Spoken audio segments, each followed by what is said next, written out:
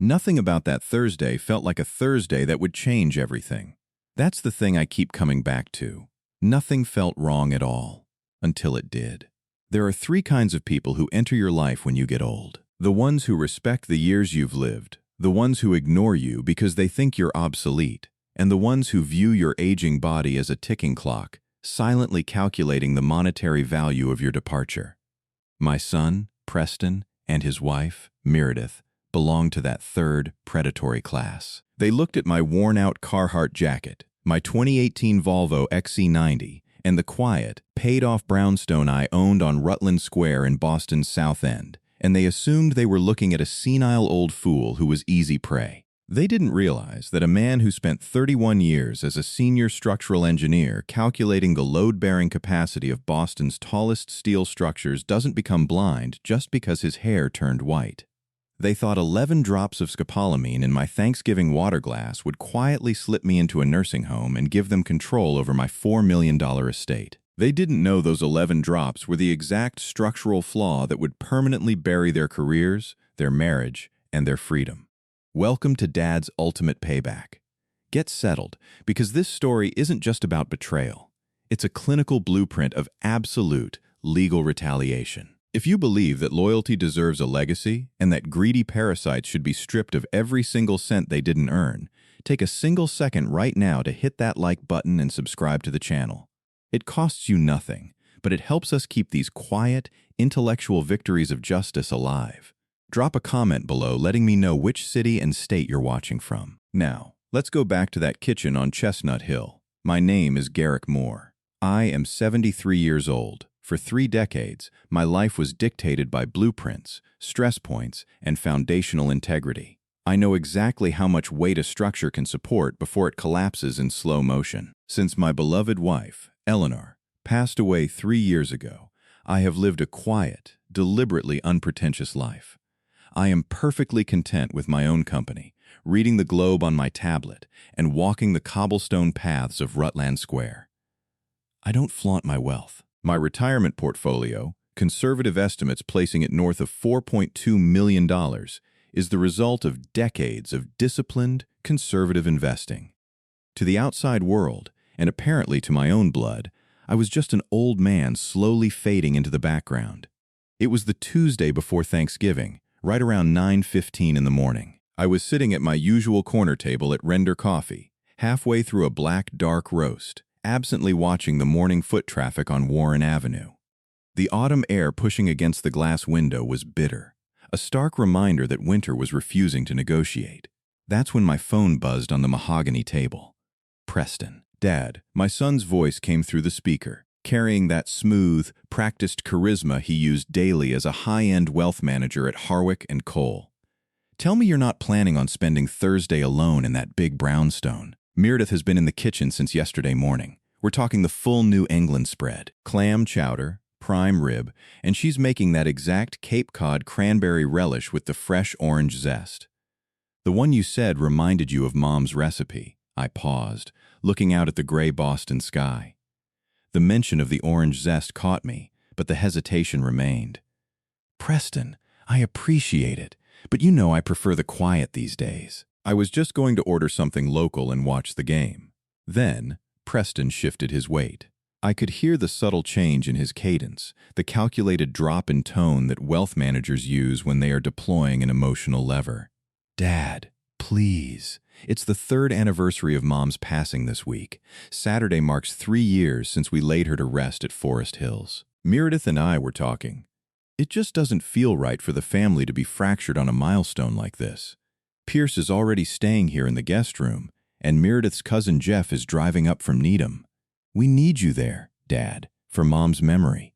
Don't do this to us. He threw my late wife's ghost into the equation. He targeted my deepest structural vulnerability, my lingering grief, and used it as a psychological battering ram. It was an incredibly sophisticated piece of emotional manipulation, cloaked entirely in filial piety.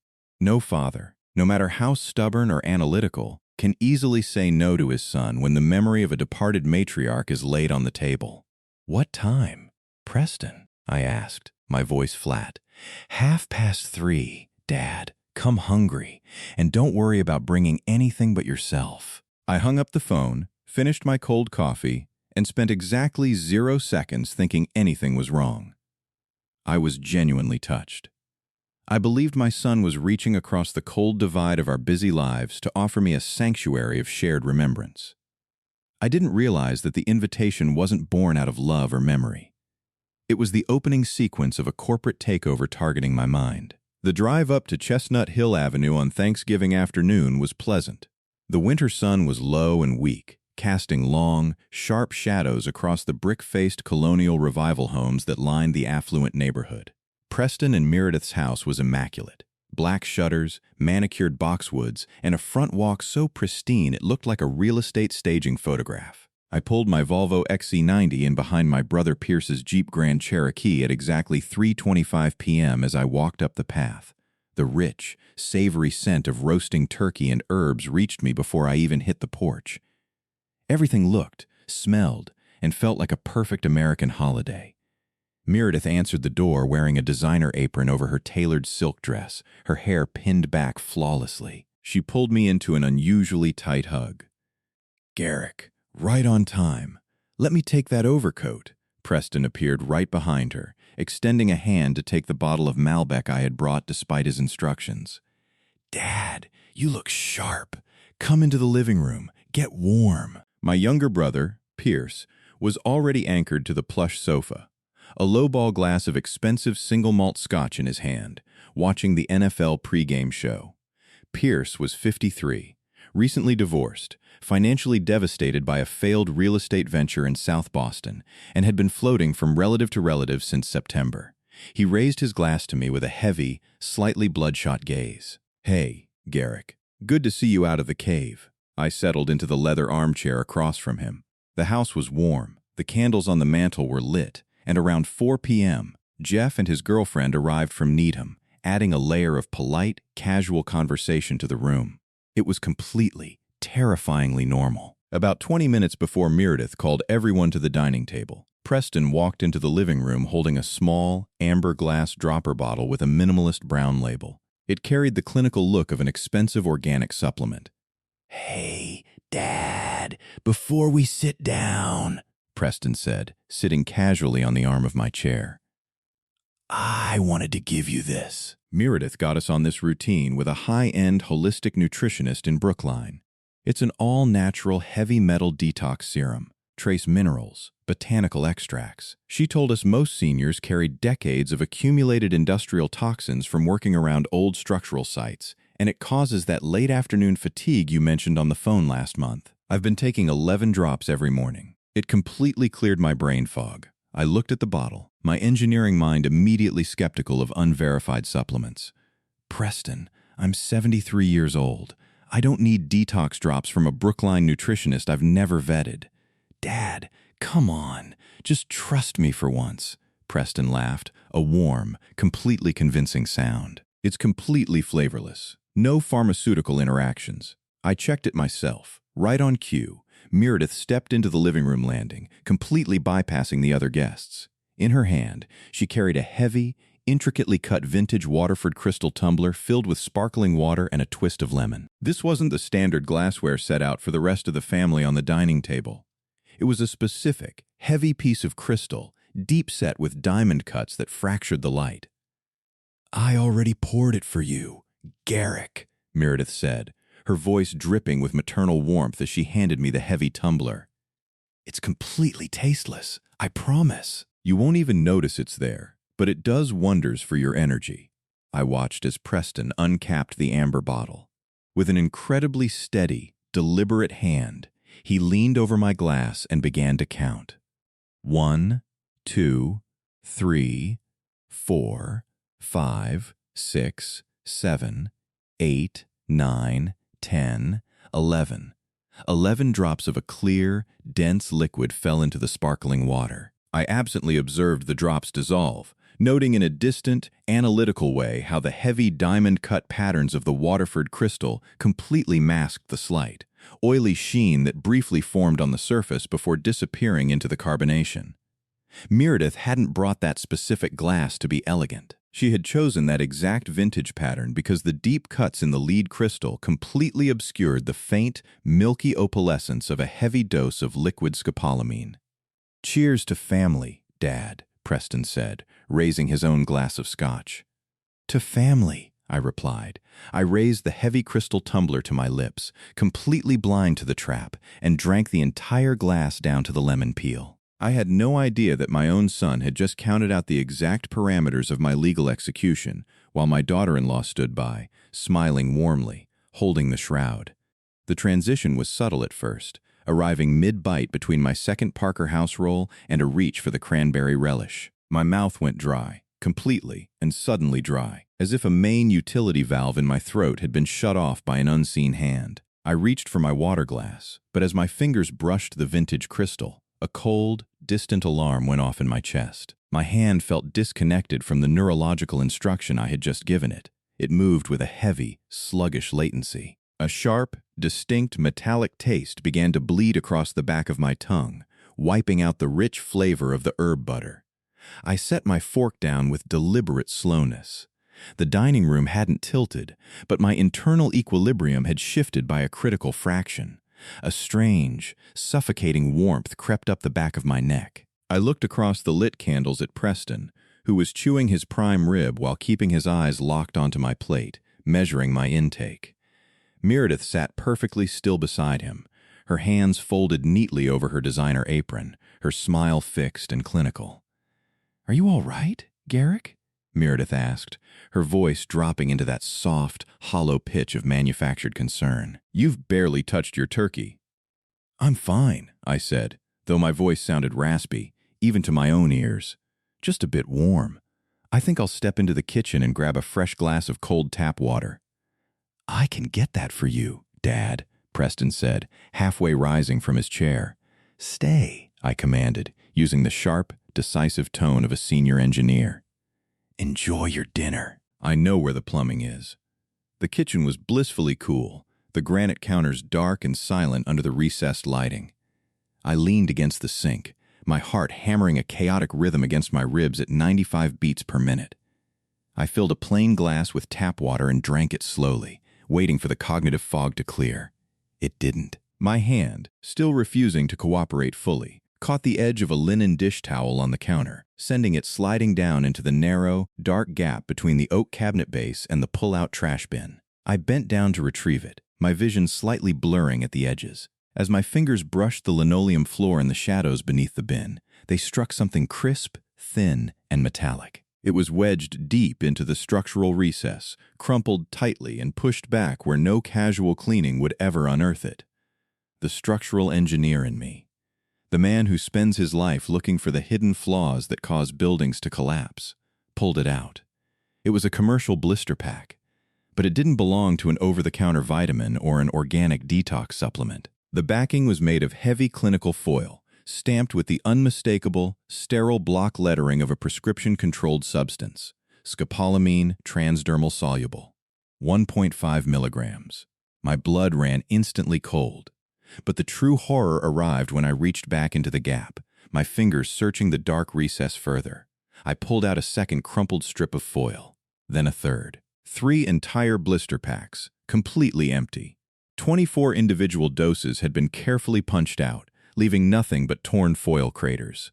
This wasn't a sudden, reckless experiment conducted on Thanksgiving afternoon. This was an industrialized, long-term campaign of chemical warfare. They hadn't just started today. They had been systematically introducing this compound into my life for weeks, likely dating back to mid-October when I first complained of that passing afternoon fatigue. I pulled out my phone, my fingers trembling as I typed the drug's name into the clinical database. The search results loaded in a bleak, illuminating flash.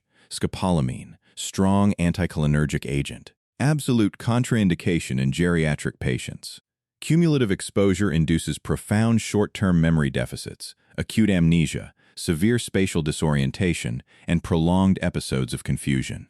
Frequently utilized to simulate early-stage, rapid-onset dementia for behavioral documentation. From the dining room, the heavy sound of my brother Pierce's laughter echoed through the hallway. Loud, easy, and completely unbothered. He was drinking my Malbec, eating my son's food, and waiting for the poison to erode my mind. They were systematically dismantling my cognitive autonomy, building a fraudulent medical record of senility brick by careful brick, so they could present a flawless case of mental incompetence to a Norfolk County probate judge. I folded the 3 empty blister packs with absolute mechanical precision, slipped them deep into the breast pocket of my charcoal overcoat hanging near the pantry, and turned off the kitchen tap. I picked up my water glass, walked back into that warm, candle-lit dining room, and sat down in my chair. I looked at my son, my daughter-in-law, and my brother, and I smiled. I reached for the cranberry relish and said absolutely nothing, because an engineer doesn't yell when he finds a fatal fracture in the foundation. He quietly maps out the demolition. I left the immaculate brick colonial on Chestnut Hill Avenue at precisely 7:15 p.m., driving my Volvo XC90 back to the south end with the windows cracked open, letting the freezing Boston night air shock my system back into absolute alertness. I didn't touch the 2 brand-new, factory-sealed bottles of Detox Drops Preston had pressed into my hands at the front door with his final, charismatic hug. They were currently sitting in the center of my kitchen table on Rutland Square, illuminated by the harsh overhead light like 2 exhibits in a criminal case that hadn't been filed yet. At exactly 11:47 p.m., I picked up my phone and dialed a number I hadn't called in months. Kendall Moore lived 210 miles south, in a restored townhouse in Philadelphia, Pennsylvania. She was 29 years old, an associate corporate litigator at a prominent white shoe defense firm, and a woman who operated with the sharp precision of a surgical instrument. 5 years ago, she had walked away from Preston and Meredith after a bitter, irreparable confrontation over our late matriarch's estate. Preston had manufactured the dispute, painting Kendall as volatile and greedy to alienate her from the family assets. At the time, I had stupidly stayed out of it, dismissing it as sibling rivalry, preferring to keep the peace. I had been catastrophically wrong. She picked up on the second ring. Her voice was instantly alert, devoid of a single ounce of late-night grogginess. "Dad? It's almost midnight. What's happened? Kendall, I need you to listen to me," I said, my voice dropping into that low, steady frequency I used when evaluating a structural failure on a job site. "I need you to listen to the entire sequence. Don't interrupt until I am completely finished." "I'm listening," she said. I heard the distinct rustle of her sheets, the sound of her bare feet hitting the hardwood floor, and the sharp click of her laptop opening on the kitchen counter. For 11 minutes straight, I laid out the load path of the betrayal. I told her about Preston's sudden emotional appeal using her mother's anniversary. I told her about Meredith's vintage diamond-cut Waterford crystal glass that perfectly masked the oily density of the liquid. I detailed the sudden dry mouth, the metallic taste on my tongue, the towel falling into the gap by the trash bin, and the 3 empty blister packs of prescription scopolamine hidden in the shadows. I told her about the 2 sealed bottles sitting on my table right now. When I finished, the line went entirely dead.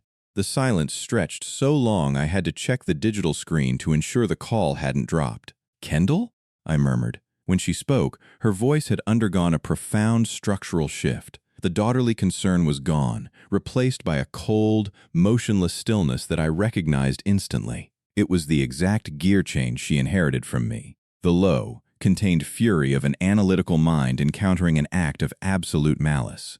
"Do not touch those bottles on your table, Dad," Kendall said, her words dropping like ice cubes into a glass.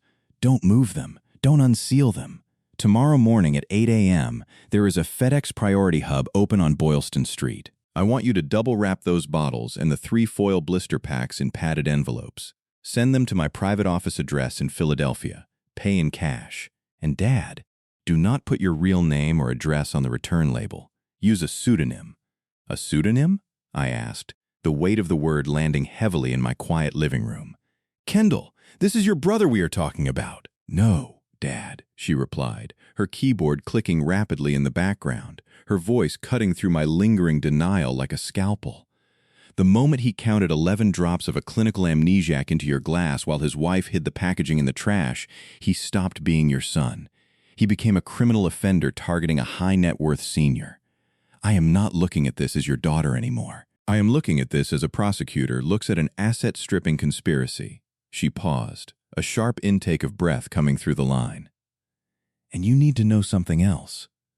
While you were talking, I used my firm's enterprise credentials to pull the statutory query logs from the Suffolk County Registry of Deeds, because your brownstone and your investment portfolios are registered under a private family LC. Any title search requires an authorized attorney credential.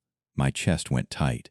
What did you find? Exactly 14 days ago, on October 14th, a comprehensive asset valuation, historical deed trace, and lien search were pulled on your Rutland Square brownstone and your entire Fidelity portfolio, Kendall stated, her voice tight with unyielding fury. The request didn't come from a mortgage bank, Dad. It was issued under the digital signature of a secretary working for Richard Crane's law firm in Brookline. Crane is a notorious predatory guardianship attorney. He specializes in mapping out wealthy, isolated seniors, coaching estranged family members on how to chemically or behaviorally document cognitive decline, and drafting preemptive conservator petitions. They aren't waiting for you to get old, Dad. They have already drafted the lawsuit to strip you of your legal existence.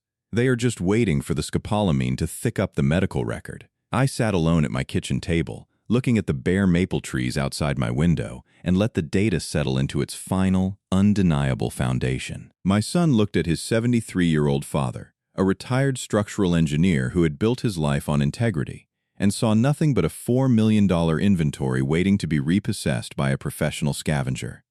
"Okay, Kendall," I whispered, the last shred of my hesitation evaporating into the dark. "Tell me what our next move is." The package left the FedEx Priority Hub on Boylston Street at exactly 8:15 a.m. on Friday, wrapped in layers of heavy brown paper towels inside a generic padded mailer, paid for with a crisp $50 bill. No digital footprint, no return address connecting back to Rutland Square. I used the name of Frank DeLuca, my retired postal worker neighbor who owed me a structural consultation favor from 3 years back. Preston spent his days monitoring stock tickers and digital bank transactions, but he didn't understand the physical reality of logistics. He thought he was tracking a fading mind. He had no idea that a small cardboard envelope was already traveling down Interstate 95 at 70 miles per hour, carrying the physical coordinates of his own undoing. 4 days later, on Tuesday morning, I sat in my living room on Rutland Square. The late November sun was weak, casting long, sharp shadows across the mahogany floorboards. I was holding a hardcover book on my lap, pretending to read page 61. I say pretending because I had read the exact same paragraph 14 times over the span of 2 hours without retaining a single noun. My brain was running a different kind of load-bearing calculation. At 10:12 a.m., my phone buzzed on the linen cushion beside me. Kendall. I picked it up on the first ring. There was no preamble, no daughterly greeting, just the clean, unyielding click of a professional legal mind opening a case file. "The laboratory results from Indianapolis came back, Dad," Kendall said.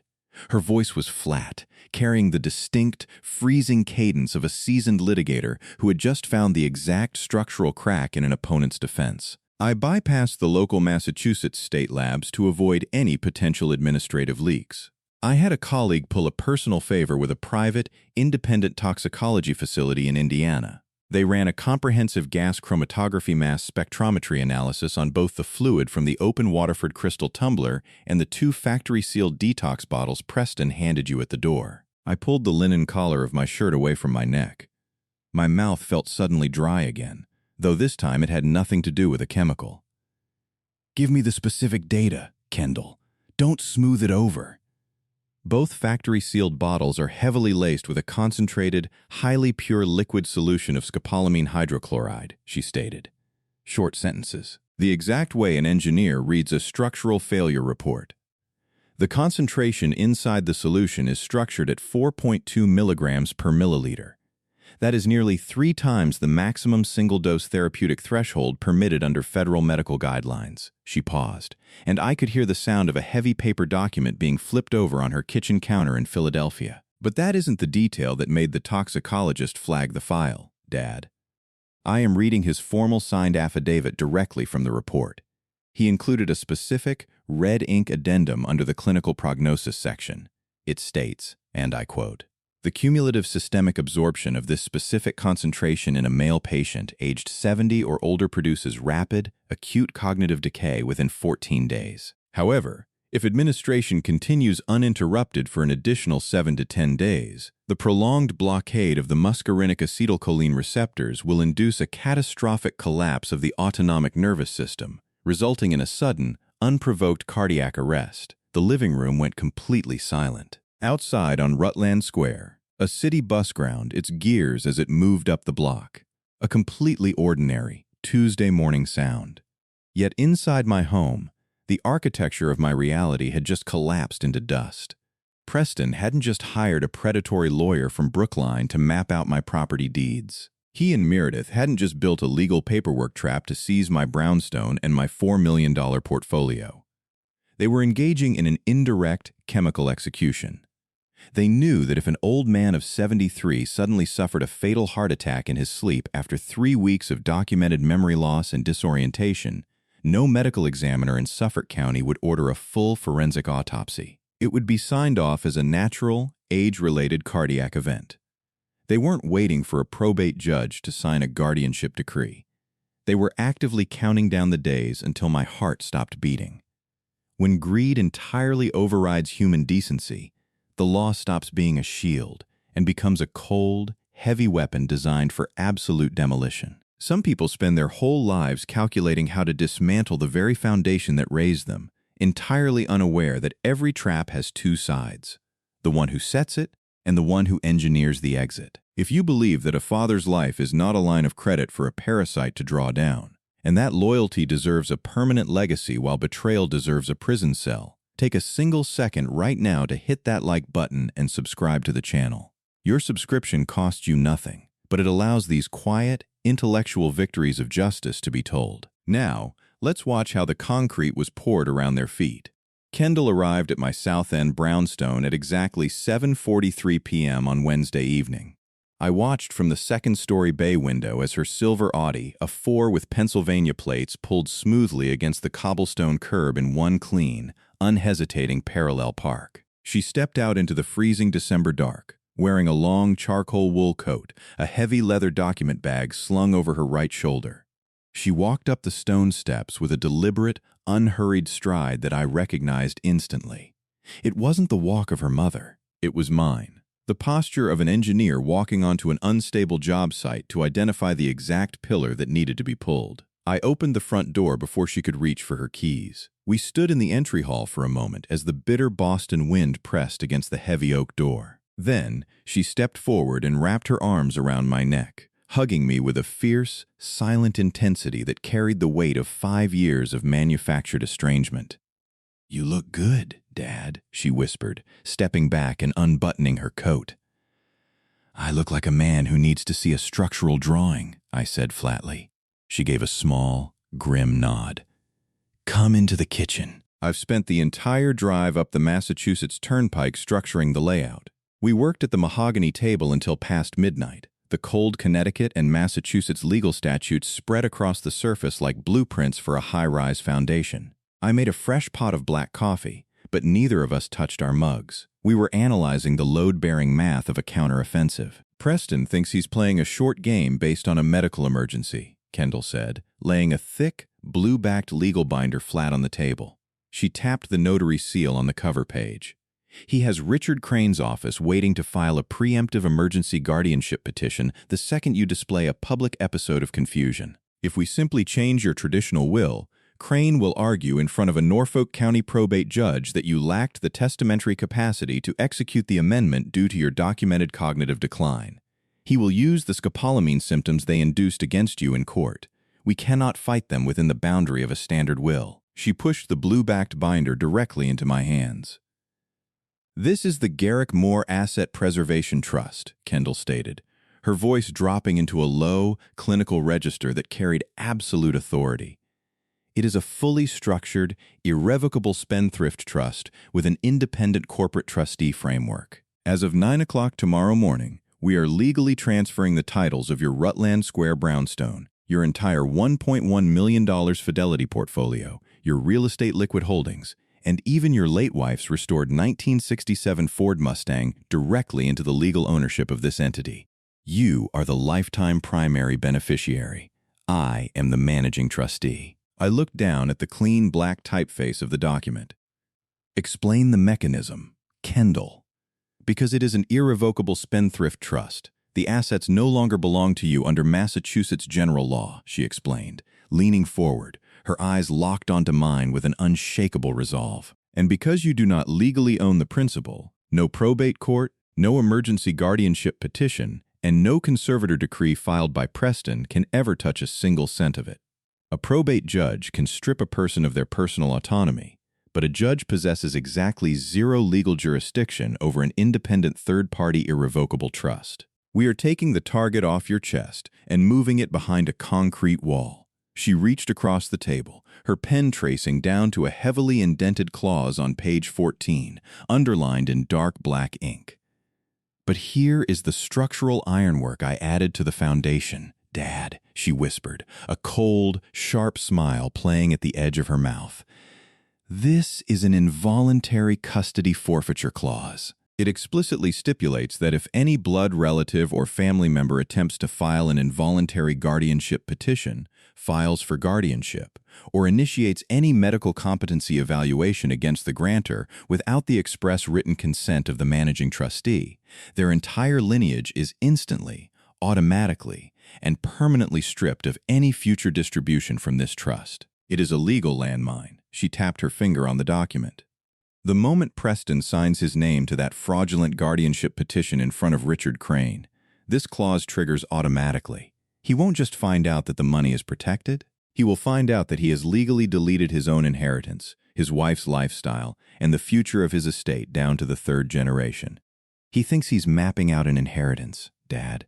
He has no idea he is signing his own financial execution. On Thursday morning, December 5th, the silver Audi, a four-cut through the dense New England fog as we drove west toward the Framingham Neurological Assessment Center off Route 9.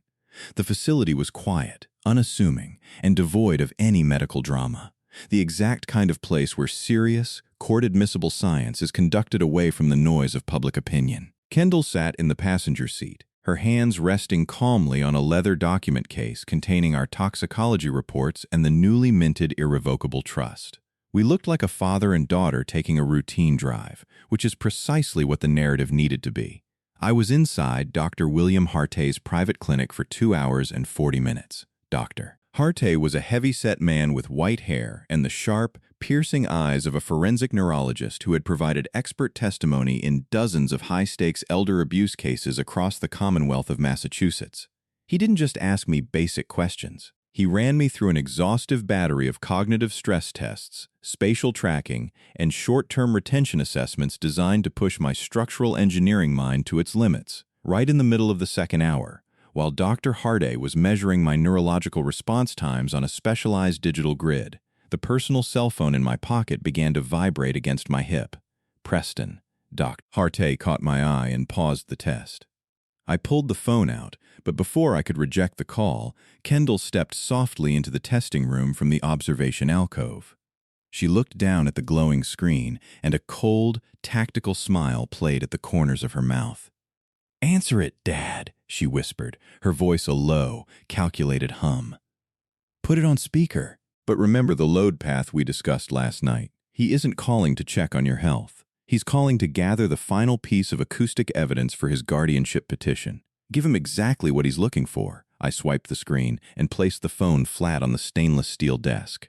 "Preston?" I said. "Hey, Dad." My son's voice bounced into the room, dripping with that smooth, manicured charisma he used to close financial portfolios at Harwick and Cole. "Just checking in. I tried calling the brownstone, but you didn't answer. You sounded a bit run down when I saw you on Thanksgiving. Are you keeping up with those detox drops I gave you? You need to take them daily, remember?" I caught Kendall's eye. She gave me a sharp, downward nod. I let my shoulders slump. I allowed my posture to collapse into the chair, and when I spoke, I intentionally withheld 30% of the air from my lungs, letting my voice emerge thin, raspy, and dangerously hollow. "Preston, yes, the drops. I think I left the small bottles in the kitchen cabinet. Or maybe the hall closet. I can't quite find my truck keys today, son. The driveway looks different." I heard a sharp, silent intake of breath on the other end of the line. The sound of a predator realizing its prey has just stepped squarely into the jaws of the trap. In the background, I could hear the faint, rhythmic click of a secondary digital device. He was recording the call, mapping my synthetic disorientation to attach it as a sworn audio exhibit to Richard Crane's emergency conservatorship filing. "The truck keys, Dad?" Preston prompted, his tone shifting into an oily, patronizing softness that made my skin crawl. "Don't worry about the truck. Do you know what day it is today, Dad? Just take your time." It's Tuesday, isn't it?" I slurred slightly, letting my chin drop toward my chest, completely faking the cognitive lapse. "The leaves are falling on Rutland Square. Your mother." Eleanor said we needed to clean the gutters before the November snow hits. "Don't worry about the gutters, Dad. Just rest. I'll come over next week and take care of everything for you." "I love you, Dad," Preston said, the absolute satisfaction in his voice practically vibrating through the speaker before he disconnected the call. I straightened my spine instantly. My voice returned to its natural, ironclad engineering register as I looked up at Dr. Hartee, who was watching the exchange with a look of profound disgust on his face. 10 minutes later, Dr. Hartee clicked his pen shut and signed his name to the bottom of a triple-certified, state-admissible neurological evaluation. He looked across the desk at Kendall and me. "Meister, Moore possesses the cognitive velocity, processing speed, and structural memory of a healthy 55-year-old man. Whatever claims this predatory law firm intends to file in probate court on Monday, they have zero medical ground to stand on. This evaluation is an absolute fortress." Preston thought he had just recorded the acoustic proof of my mental demise. He had no idea he had just documented his own criminal intent on a line that we had completely verified from the other side. Over the next 12 days, Kendall transformed our quiet counteroffensive into a coordinated, multi-jurisdictional dragnet. She didn't just file our clean cognitive evaluation with the Suffolk County Probate Court to preemptively shatter Richard Crane's guardianship petition. She carried the battle directly into the dark financial underbelly of the conspiracy. We coordinated quietly with Detective Ron Paulson of the Massachusetts State Police Elder Protective Services Unit, delivering the sealed toxicology reports and the physical blister packs as verified criminal evidence of chemical poisoning. But Kendall was an expert in corporate litigation. She understood that where there is a corrupt family conspiracy, there is always a messy financial trail. On Monday morning, December 9th, she utilized her firm's forensic database to run a deep asset audit on my younger brother, Pierce. Pierce had been living a comfortable, Scotch-fueled existence in Preston's guest room since September, pretending to be a broken-down, divorced victim of a bad real estate market.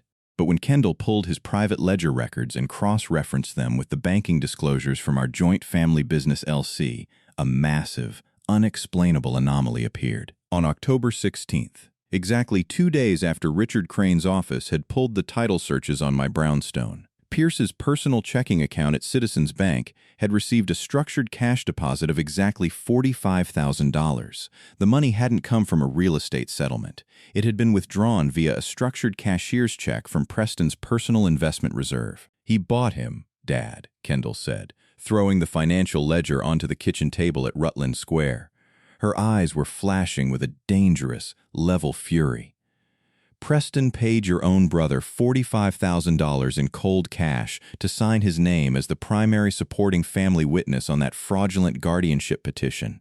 Pierce sold your mind for the price of a luxury SUV. He didn't report that income, did he?" I asked, looking at the numbers. "Of course he didn't," Kendall said, a cold, surgical smile slicing across her face. "A man drowning in a bitter divorce and hiding assets from his ex-wife isn't going to declare a $45,000 cash bribe to the government.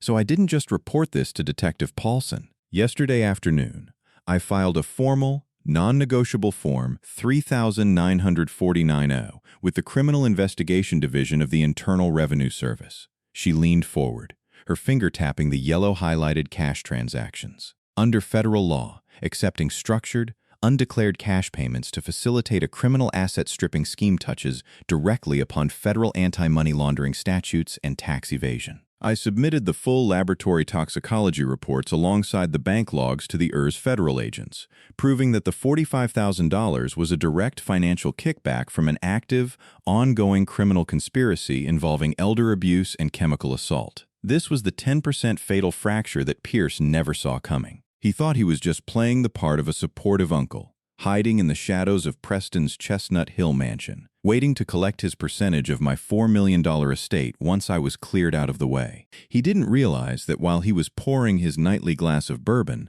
the federal government was already opening a parallel criminal tax evasion case against his name. At the exact same time, Kendall sent a certified compliance complaint to the Internal Review Board at Harwick and Cole, attaching a copy of the drafted guardianship petition that named Preston as the proposed financial conservator of my assets. A wealth manager attempting to use a predatory law firm to seize control of a client's or family member's multi-million-dollar estate is a textbook violation of FINRA compliance rules and fiduciary duty. By Friday, December 12th, Preston was quietly placed on immediate administrative leave, his corporate email accounts frozen, his trading credentials revoked pending an internal fraud investigation. He had no idea. He was still calling my phone every 48 hours, his voice oily and sweet, asking if I was taking my drops. Every single day, son, I told him, looking at the cold snow falling onto Rutland Square. Like clockwork. I let him believe his trap was closing perfectly around me. He had no idea that the concrete was already hardening around his own ankles, and we were just waiting for the clock to hit December 16th to pull the cord. Part 9, December 16th, the clean detonation. The clock on the dashboard of my Volvo XC90 read exactly 1:55 p.m. when I pulled into the driveway on Chestnut Hill Avenue. The winter sky over Boston was a heavy, unyielding shade of pewter, threatening a storm that the city wasn't ready to negotiate with. I sat in the idling vehicle for precisely 60 seconds, adjusting the collar of my flannel shirt beneath my charcoal overcoat. In my right hand, I held a vintage leather document portfolio, worn at the edges, heavy, and seemingly filled with the administrative remains of a 73-year-old man's estate. I looked at the brick-faced colonial revival house, its black shutters neatly flanking the windows, hiding the absolute panic that had been simmering inside since Preston had been placed on administrative leave 4 days ago. They thought today was the day they inherited my life. They had no idea it was the day the foundation collapsed. Meredith opened the front door before I even reached the top step. Her manicured smile was wider than usual, stretched thin across her face to mask the hollow, desperate look in her eyes. "Garrick, come in! Come in! It's freezing out there! Let me take your coat!" "I'll keep it on, Meredith," I said, my voice deliberately slightly uneven, slightly halting. The perfect acoustic performance of a man navigating the late-stage fog they thought they had successfully induced. "My joints are acting up today. Where is Preston?" "He's in the formal living room, Dad." Preston's voice boomed as he stepped into the foyer. He wasn't wearing his usual custom-tailored suit. He was in a soft cashmere sweater, trying to project the image of a relaxed, supportive son, but the nervous twitch under his left eye betrayed him. Behind him stood my brother, Pierce, clutching a lowball glass of bourbon with a hand that was visibly shaking, his eyes darting toward the front door as if he could already smell the federal tax fraud investigation closing in on his bank accounts. But there was a fourth person sitting in the leather armchair by the fireplace, Lawyer Richard Crane. He was a small, sharp-featured man with slicked-back gray hair, wearing a pinstriped suit and holding a gold Mont Blanc pen. He looked at me over his wire-rimmed glasses with the cold, predatory appraisal of a vulture looking at a dying animal. Preston had brought his professional scavenger right into the living room to ensure the execution of the guardianship papers went off without a hitch. "Garrick, excellent to see you," Crane said, standing up and smooth-talking his way across the oriental rug. "Preston mentioned your attorney flagged some administrative items on the estate valuations. I'm here to help streamline the process. If your mind is a bit foggy from the winter cold, you can just sign the authorization forms I've laid out on the mahogany table, and we'll take the burden completely off your hands." I walked over to the long table, setting my worn leather portfolio flat against the polished wood. I looked at the documents Crane had prepared. The preemptive emergency guardianship petition, the financial conservatorship decree, the title transfers for my Rutland Square brownstone, and the full liquidation authorization for my $4 million Fidelity portfolio. "You've been very thorough, Mr. Crane," I murmured, letting my hands tremble slightly as I unzipped my portfolio. "You started drafting these back in mid-October, didn't you?" Right around the time my son paid my brother Pierce $45,000 in structured cash to act as a witness. The temperature in the living room dropped by 20 degrees in an instant. Pierce choked on his bourbon, coughing violently as the glass rattled against his wedding ring. Preston went completely rigid, his face draining of color until it matched the white crown molding of his ceiling. "Dad, what are you talking about?" Preston stammered, taking a step backward. "You're confused. The drops must not be working today. You're talking nonsense." He's clearly exhibiting acute disorientation. "Preston," Richard Crane barked, his voice sharpening into a legal threat as he stepped forward, pointing his gold pen at my chest. "Master Moore, you are mentally incompetent to manage your own affairs. If you do not sign these conservatorship papers immediately, I will file the emergency petition with the Norfolk County probate judge before 3 o'clock, and we will take control of your assets by court order. You don't have a choice here, old man. Sign the papers or we enforce it." "He doesn't have to sign a damn thing." Crane, a cold, precise voice cut through the room like a sheet of ice. The heavy oak front door opened, and Kendall Moore stepped into the living room. She was wearing her dark wool coat, her leather document bag slung over her shoulder, moving with the absolute, unhesitating authority of a senior litigator entering a federal courtroom. Beside her stood Detective Ron Paulson of the Massachusetts State Police Elder Protective Services Unit, accompanied by 3 plainclothes detectives. "Kendall?" Preston whispered, his voice cracking entirely. "What the hell are you doing here?" "I am here as my father's managing trustee and legal counsel. Preston," Kendall said, throwing a heavy blue binder flat onto the mahogany table, right over Crane's pre-drafted forms. "And to correct your professional associate, Master Crane. This is a court-certified independent cognitive evaluation conducted by Dr. William Harte at the Framingham Neurological Assessment Center, dated December 5th. It establishes that Garrick Moore possesses the full legal and mental competency of a man 15 years younger. He is entirely lucid, and he has been entirely lucid since November 22nd. Richard Crane let out a dry, arrogant sneer, stepping back toward the fireplace. "A secondary evaluation means nothing, girl. I have a documented record of his behavioral lapses, and I will tie this estate up in probate litigation for the next 5 years until you run out of capital." "You won't be filing anything in probate court, Mr. Crane," Detective Paulson said, stepping forward and flashing his state credentials directly in the lawyer's face.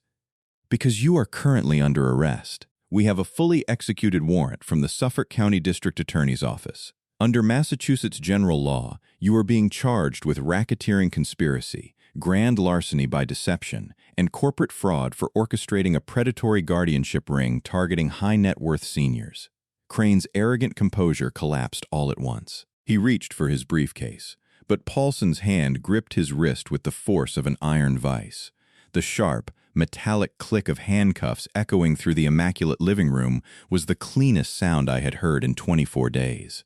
Crane was pushed down onto the sofa, his hands locked in steel behind his back, his gold Mont Blanc pen rolling uselessly across the oriental rug. Meredith let out a sharp, ragged scream, dropping onto the arm of the couch, her hands pressed tightly over her mouth as tears smeared her makeup.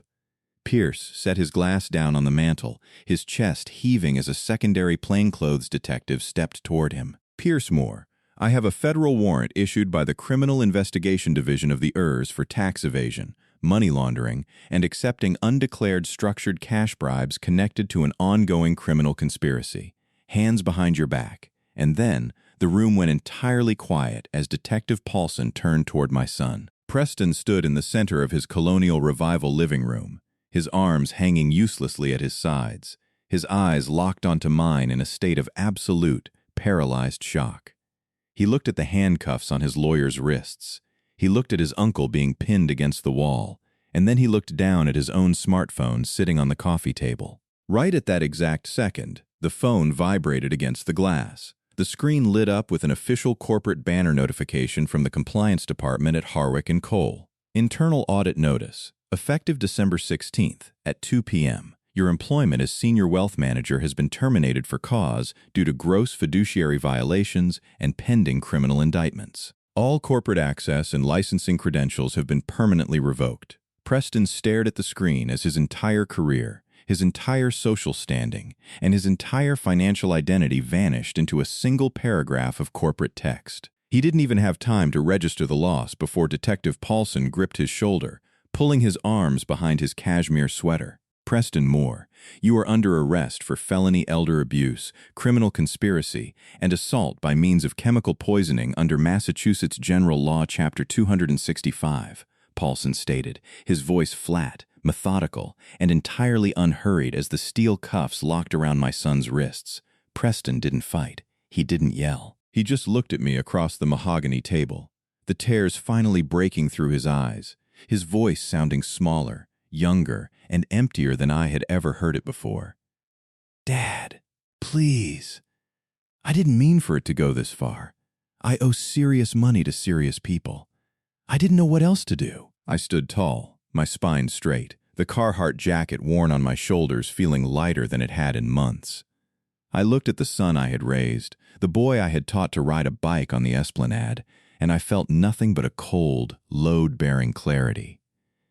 You didn't make a mistake, Preston, I said, my engineering voice perfectly steady as the detectives guided him toward the front door. You built a calculation spreadsheet on my life, and you forgot that every structure has a foundation. You should have checked the math. The gavel fell in the Suffolk County Superior Court on a sharp, clear Tuesday morning in early spring. I sat in the second row of the gallery, dressed in my familiar gray wool slacks and a freshly pressed white button-down shirt, listening to the judge read the final sentences in the precise, sterile cadence of the Commonwealth of Massachusetts. The cold formality of the courtroom was a stark contrast to the volatile emotional wreckage that had brought us there. Stripped to its absolute essence, the court declared that what had been done to me was not a complicated family disagreement. It was an orchestrated, cold-blooded criminal enterprise. Preston was sentenced to 4 years in a state correctional facility. Meredith received 3 years. My younger brother, Pierce, was handed 2.5 years, a sentence compounded by the parallel federal tax evasion charges pressed by the Ers. Richard Crane, the predatory lawyer who had guided their hands, was disbarred and faced a separate, multi-year criminal proceeding for racketeering. I did not feel triumphant walking out of that stone courthouse into the Boston spring air. I want to be entirely honest with you about that, because if you are going to stay with me through these stories, you deserve the unvarnished truth. You do not feel a rush of victory when your own son is led away in handcuffs to begin a prison sentence. Instead, you feel the crushing, accumulated weight of every year you spent raising him, every Thanksgiving dinner you shared, and every warning sign you wish you had noticed but chose to ignore just to keep the peace. But underneath that heavy sorrow, solid and load-bearing and permanent, I felt something else, absolute, unshakable clarity. The fever had finally broken. The long, chemical winter had ended, and I had completely stopped being lied to by the people who shared my blood. Kendall walked beside me, her leather document bag tucked under her arm, her stride rhythmic and confident on the concrete. She didn't try to fill the silence with empty words. She knew, just as I did, that the architecture of our family had been permanently altered, but the foundation we stood on now was made of unyielding truth. "Let's get out of this neighborhood, Dad," she said softly, shifting her bag to her other shoulder.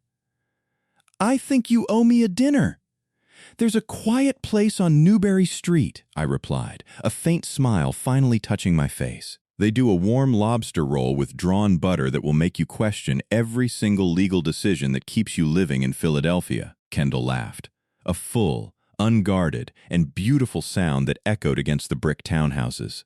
It was the laugh of my daughter, a sound I hadn't heard clearly in 5 long years of manufactured estrangement. It landed somewhere deep behind my sternum, repairing a structural fracture that no legal trust or bank affidavit could ever reach. We walked down Newberry Street, the afternoon light hitting the Boston skyline just right, gold and quiet and tired. We sat at a small corner table, and for 2 hours, we didn't talk about trusts or scopolamine or court dockets. We talked about her upcoming litigation cases, the old maple trees on Rutland Square, and the simple comfort of a shared meal. Before the check arrived, I pulled the blue-backed binder of the Garrick Moore Asset Preservation Trust from my pocket. I looked at my daughter, the managing trustee who had spent 12 days building a legal fortress to save my life without ever asking for a single dollar in return. "Kendall, the trust is fully finalized," I said quietly. "But there is an amendment I instructed the corporate bank trustee to execute this morning. I authorized a one-time, direct distribution of $32,000 from the liquid reserve account." Kendall frowned slightly, looking up from her coffee. "An amendment? For what, Dad?" "The assets are already protected. The money isn't going to a broker or an investment fund," I explained, leaning back in my chair. "It was transferred directly to the billing department at Massachusetts General Hospital to fully liquidate the outstanding medical debt of Frank DeLuca."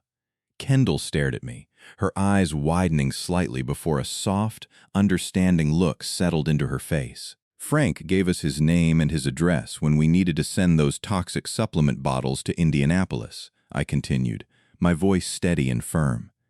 "He didn't ask what was inside the package. He didn't ask what it was going to cost him. He just saw an old neighbor in a crisis, and he showed up on his porch to hand me the keys to his car. His wife has been battling chronic illness for 2 years, and the bills have been crushing his retirement. My son and my brother looked at my $4 million estate and saw an inventory to be plundered while I was still breathing. Frank looked at me and saw a friend who needed a shield. The Moore family capital will never again fund the arrogance of parasites, but it will always flow to the places where the ordinary, quiet discipline of human decency is present. Loyalty deserves a legacy. Kendall." And Frank showed up. She reached across the table, her warm hand wrapping over mine, squeezing it with a silent intensity that signaled absolute agreement. Preston thought he had isolated me in the dark. He had no idea that by trying to erase me, he had driven me right back into the arms of the only person who truly understood what building a life together actually meant. I was no longer a lonesome old man absorbing the friction in a silent house. I was a father standing next to a daughter who would never let me stand alone again. Loyalty is never a commodity to be negotiated on a spreadsheet, and the lifelong sacrifice of a parent is not an infinite line of credit for selfish parasites to draw down until the heart stops beating. I want to extend a deeply personal and profound thank you to our longtime viewer, Robert Sterling from Boston, Massachusetts. Robert, your steady presence in the comments section and your brilliant, thoughtful insights under every single video have been a true pillar of support for this community. If the quiet, legal execution of justice in today's story brought a sense of relief and clarity to your week, please take a single second right now to hit that like button, drop your thoughts in the comments below, and subscribe to the channel. Your subscription costs you absolutely nothing, but it means everything to us and ensures that these quiet, intellectual victories continue to be told. Thank you for walking this road with me. Keep yourselves safe. Look out for the ones who truly show up for you when the storm hits. And as always, stay sharp. I will see you on the next one.